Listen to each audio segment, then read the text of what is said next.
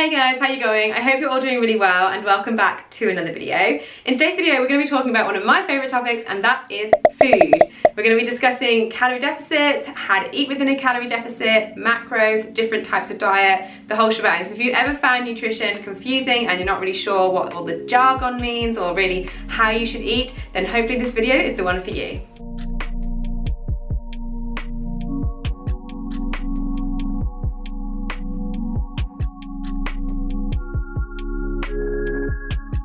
Okay, just a quick disclaimer before we started. I just wanted to mention in this video we're going to be covering topics such as calorie restriction, diets, and tracking calories. So if that's something that might trigger you, then I would much prefer you just switch off this video and tune in for the next one next week or for the vlog on Sunday. Also, I am a qualified personal trainer and I have a certificate in nutrition. However, if you're looking for specific meal plans or if you're looking for some more information specific to a particular condition or diet, then I would always advise that you go and speak to a certified nutritionist or dietitian to get some more information. So the aim of this video really is to simplify and explain a lot of the information that's out there regarding nutrition, especially in regards to fat loss. So I have been in a position in the past where I had no clue what to do and I found it so confusing because there was just so many conflicting messages, and I just want to make it as clear as possible so you guys can understand the principles and then you can manipulate those principles to whatever your goal is. So a great place to start is simply understanding what a calorie is and also how it fits in with your day-to-day life and your goals.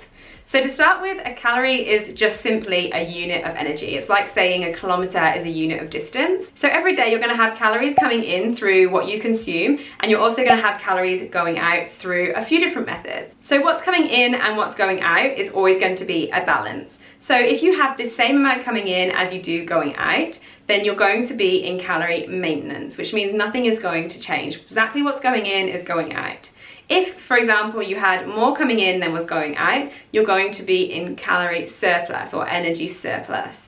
And then oppositely, if you have less coming in than is going out, you're going to be in a calorie deficit. You'll probably hear these words chucked around a lot, especially the word calorie deficit. So I'm going to pop a definition down below, but if you are looking for fat loss, a calorie deficit is going to be the #1 most important factor for you achieving your goal. So now you know that a calorie deficit means that you are consuming less calories per day than your body is burning. We're going to discuss how you know how many calories your body is burning and also how you calculate your calorie deficit from that. And to do that, we're going to talk about your total daily energy expenditure, or your TDEE. So I'll pop an equation here, but your total daily energy expenditure is made up of 4 different factors. 1 is your basal metabolic rate. 2 is your thermic effect of food.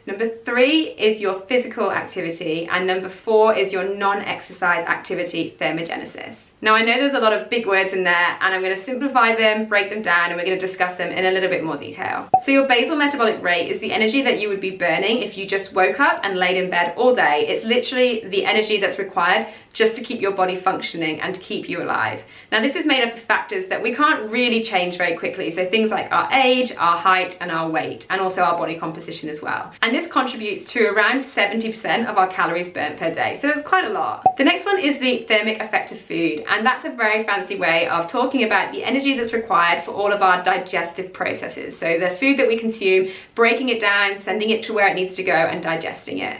Now this is something again that we can't really manipulate too easily, but it contributes to around 10% of our total daily energy expenditure. Next is our exercise activity. This is the one that traditionally people immediately go to if they're looking for fat loss. They go, I need to exercise more. And while that's also really important for a lot of other reasons, it actually only contributes to about 5% of our daily energy expenditure.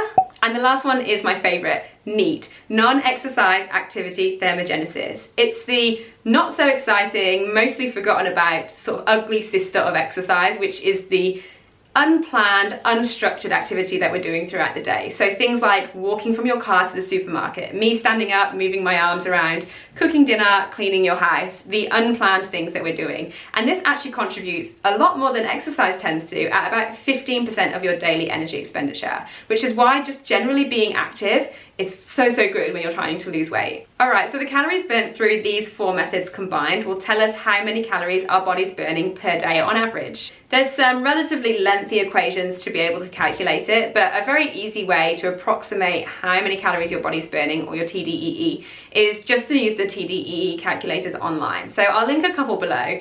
Now, these aren't super accurate at all, but they will definitely give you a ballpark figure to work from. So they'll usually ask for your height, your age, your weight, your sex, and also your activity level, so whether you're sedentary, lightly active, etc, etc. And from that, they will calculate and give you an idea of how many calories your body's burning per day. So it's from this number that we will then calculate the calorie deficit. So when calculating your calorie deficit, there is technically no right or wrong. You'll get a different number and a different opinion from lots of different people. However, there is some sort of rough guidelines. So if you have a calorie deficit of between 10 and 15%, that's going to lead to a relatively stable, slow and sustainable weight loss over time. If you increase that to around 30%, then your weight loss will probably speed up a little bit, but there's always going to be a bit of a playoff between your weight loss and also how much energy you have, because obviously the reduction in energy coming in means that you're just going to be a little bit more tired, and obviously if you're exercising as well, then it's going to be even more so. It's not necessarily a bad thing as long as you don't go too low, and we'll talk about that in a second, but for some people they just prefer the longer game, so a nice slow sustainable weight loss where they feel like they have a lot more energy to get through the day, whereas some people can handle a slightly lower calorie total. Finally, you've got the really low calorie hardcore diets where they just completely strip their calories back. We're talking below around 1200 calories a day here, and the problem with these is just, I'm not going to go too much into it, but they're just not sustainable. Like, you might be able to do it for a couple of months maybe. It's not going to be very enjoyable, but you could. The problem is that you can't maintain that for a long period of time, and we want to focus on making these things a lifestyle and to fit in with our lives, not to really affect it. That's going to be really hard on these diets. So for that reason, I personally would suggest anywhere between 10 and 20%, but probably between 10 and 15 preferably. So let's give you an example. Let's say your TDEE was 2000 calories per day. That is the average for a female adult. So 2000 calories per day, you wanted a 10 to 15% deficit. That means you're going to be eating somewhere between 1700 and 1800 calories a day. Now, again, like I say, this just gives you a ballpark and it kind of gives you an idea, but with calorie deficits, like I said, there's no right or wrong. So the best thing to do is calculate your calorie deficit and then do it for a little while, maybe a month, maybe 6 weeks or so, see how you're tracking, and then you can change it from there. Now you know that you can drop your calories a little bit more, and then you're going to speed up the process potentially, or you can rein it back in, add some more calories and slow the process down. You'll be able to tinker with it and just change it, monitor it as it goes along. It's not a perfect science, so really you have to take it into your own hands and choose what's right for you. So really think of factors such as your energy levels, your mood, how you're sleeping, how hungry you are, how well you can train, and how sustainable you think these things are going to be. And of course, you can change it as the weeks and months go on. I'll say it again for those at the back, there is absolutely no right or wrong. It's going to be completely different for the individual. Just because it works for somebody doesn't mean it's going to necessarily work for you. It really is a trade-off and a balance between energy requirements, your activity levels, and also your mindset to a bigger extent. One little note here is that people often ask whether they should eat back the calories from exercise. And what I'm talking about here is, let's say you're eating 1700 calories a day, and that's your calorie deficit total. So 1700 calories a day, but you go and do a exercise session and you burn 300 calories. They will then suggest that maybe they could eat those calories back, so they can have an additional 300 calories in their day. And the general rule of thumb is not to eat your exercise calories back. Just do your exercise and stick to your calorie deficit. I'm going to quickly talk about macronutrients because that's something that's chucked around quite often, and I know it can be super confusing. So what we're talking about when we say macronutrients are the categories of food that we eat in large amounts in our diet. And the main three are protein, fats, and carbohydrates. Now I'm going to briefly touch on those three different ones just so we have a little bit of information and context to them, because I know sometimes people are scared of like carbs or fats, protein not so much. So first of all, we're going to talk about protein, and if you're going to worry about macros, protein's probably the main one that you should be thinking about. Obviously, our body is built on protein. It's the building blocks of our body. So it's important that you are getting enough protein or an adequate amount of protein in your diet, especially if you're training. But you will hear that it's beneficial for fat loss. The reason for this is because to digest and to utilize protein in the body, it's going to require more energy, which then increases your TEF. The next one is fats. Now this can really scare people because a lot of people automatically think that fat is bad, but it's really, really important for a lot of functions in our body, especially for our hormone function. And this is so important because hormones regulate so many important things in our body. We're talking about things like sleep, stress, hunger, reproduction, and not only that, but fats are a fantastic source of energy and are very satiating to eat as well. So they'll leave you fuller. And that leads us on to the one that a lot of people seem to fear the most, which is carbohydrates. Carbohydrates aren't bad. They're actually a super quick, easy source of energy for your body. So like I mentioned, macros can be super confusing, and as a beginner or someone who's just doing their own thing, they're not competing or they're not an athlete or something like that, it's not too much of a concern. But if you did want to focus on macros a little bit, then protein's probably the one to prioritize. Otherwise, you can just make sure that you're trying to get as much protein into your day as possible and really focus on your energy levels. How do you feel after and before your training, and just generally throughout the day? How are you sleeping? Maybe then looking at your macros might be important, but until then, you don't need to stress too much. Okay, so we've spoken about how many calories your body burns, how to calculate your calorie deficit, and you now should have a number in mind of how many calories you should be eating. We've briefly spoken about macros, so now we're going to talk about how do you actually eat to that calorie deficit. So let's say, for example, you calculate your calorie deficit to be around 1700 calories a day. How are you going to eat 1700 calories a day? And this is where diet comes into it. However, the big message here, again, as always, is it's going to be different for the individual. There is no right or wrong. It's completely about personal preference and what's going to work best for you. You'll hear different diets get thrown around. We've got keto, vegan, plant-based, intermittent fasting, 5-2, the list goes on and on. However, the key thing that brings all of these together is that they create a calorie deficit. So from my experience, and what I would suggest is just trying a few different diets or techniques or ways of eating out and find out what works best for you, because everybody's different, everybody's hunger levels are different at different times of the day, what they're doing, how much work they do, how much training they do, etc. So what works for me might not work for you. I've tried quite a few different diets. I've done intermittent fasting, I've been plant-based, I have done the autoimmune protocol, had to think about it there. Most of these diets I have done for my skin. So because I've got psoriasis, I've actually done them to try and manage my condition. So that's why I've done those diets. However, when I was losing weight, the thing I did was actually just reduce portion sizes and reduce the amount of snacks I was having. And I also made some simple swaps in some of my meals and snacks that would reduce the calories overall. So personally, I'm not a super big fan on giving my eating habits labels, but for example, if you wanted to follow a ketogenic diet, you're going to be reducing the carbohydrates in your meals, increasing the fats, which means that you're going to be taking out some of the calories through carbs, eating less. If you did intermittent fasting, you're going to be reducing the window of time that you're eating in, which tends to mean that you eat less through that time period. So you might choose to only eat between 12 p.m. and 8 p.m.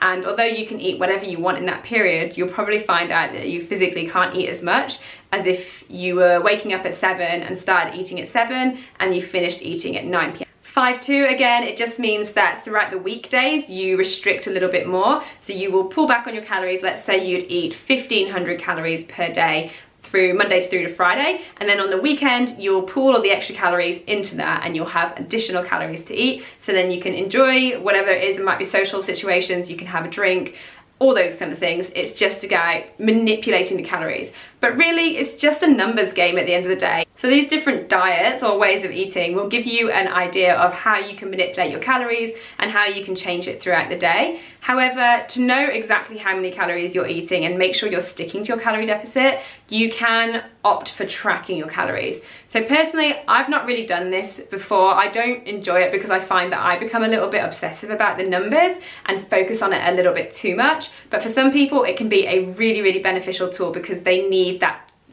tangible evidence. They need to see it and it'll keep them accountable and on track, and there's absolutely nothing wrong with that. So for example, you can download an app called MyFitnessPal. Through there you can record all your food and the weights that you're eating, and it will tell you exactly how many calories you're eating per day, and it really does help keep you accountable. Now if you are new to nutrition, it might actually surprise you how many calories you do eat naturally throughout the day. I'm sure if I went and tracked my daily calories now, if I added it up roughly in my head to what I thought it would be, and I physically tracked it and read it, the numbers would probably be very different. I reckon the amount tracked would be much higher than I assume. And that's because we're just sort of guesstimating portion sizes, and we start to ignore some of the smaller snacks. You know, it might be just like half a biscuit here, half a cracker there, a spoonful of yogurt there, and suddenly it starts to add up if you really tracked everything. So if you feel like tracking is a good option for you, then I would definitely say go ahead and do that, and it will definitely keep you on track. Tracking on track. Anyway, another option is that you could just track for a period of time. So maybe for 2, 3 or 4 weeks, just so you get a sort of instinctive understanding of portion sizes, roughly how many calories are in certain foods, and maybe what's more calorie dense and less calorie dense. Finally, there's the option that I took, which was just to reduce my calories overall. So I was eating a certain amount, like I pretty much regularly ate similar foods, and I just reduced how much I was having. So I would go from having like 2 bowls of pasta, and that sounds excessive, but I'd have 1 bowl and then I'd maybe go and get another half bowl after, to just 1 slightly smaller bowl. Or I would minimize my drinks, or I would only eat half a chocolate bar rather than a full chocolate bar. Now, this isn't as accurate, but if you do, as we were speaking about, you can sort of just do it for a while, do it for a month or so, see how you're going, and then you can take it from there, monitor it, and then tinker and move things around. This kind of ties in a little bit more to intuitive eating. So listening to your body's hunger cues and really tuning into your energy as well. So eat when you're hungry or when you require energy, and stopping when you're full, but this really does take a little bit of practice. I also mentioned that I made some simple switches. So for example, I used to have dessert after my dinner. I switched to having just 1 block of dark chocolate and a herbal tea. Took a little while to get used to, but I actually started to really enjoy that habit by the end of my weight loss journey. Another switch that I made was things like sauces and the things that you're adding to your meals. So, you know, you could add a big dollop of tomato ketchup. If you're like me, I put a lot of tomato ketchup on my food, and that could be an additional 70 calories. And if you're eating, let's say 1600 calories per day, that can go quite a long way to adding into those calories, especially if you're doing it multiple times throughout the day. So you can make simple switches by either just reducing how much sauce you're having. You could switch out for something that's got slightly less calories, or even a completely different sauce altogether. For example, I used to switch out tomato ketchup for tomato salsa, which had it was I think 60 calories versus 7 calories. Another simple switch I made was if I was having a bowl of pasta, maybe like pasta with meatballs, I would halve my portion of pasta and I would then put in instead some greens. So like I'd steam some broccoli or some green beans or something like that. And I actually found that I was fuller and I was still getting the taste of the pasta. I was getting some additional nutrients from the beans or the broccoli, and it tasted amazing as well. I just want to mention that you don't have to cut any food groups out.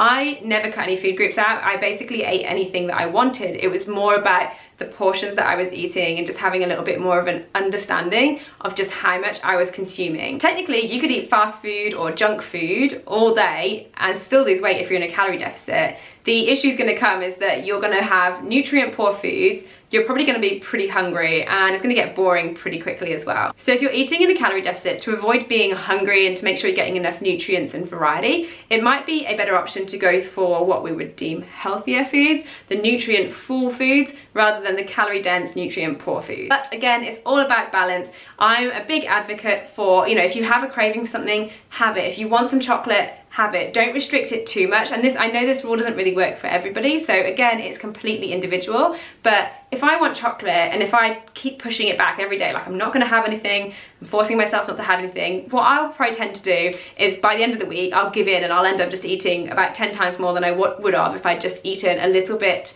when I was craving it. So there's no right or wrong, there's no good or bad, it's all about balance. And inherently, if you're looking for fat loss, it's just about being in a calorie deficit. So just do what's going to work for you. If that means you have a slightly smaller breakfast, slightly smaller lunch, but you have some extra calories, then you can pile them into your dinner or have some chocolate or a beer or a glass of wine or whatever it is that you fancy.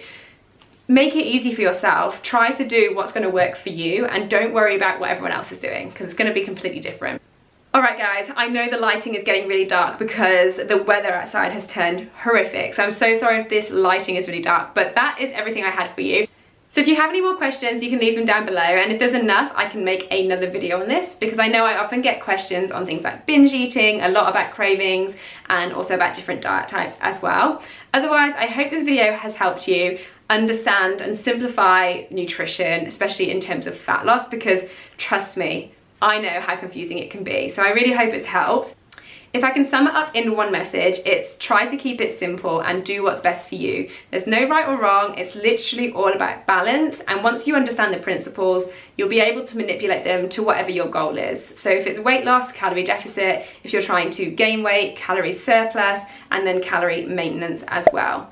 Anyways, I'm gonna leave it at that before I keep talking. I'm so sorry it's so dark. I hope you guys have an amazing night, and I will see you guys on Sunday for the vlog. Take care.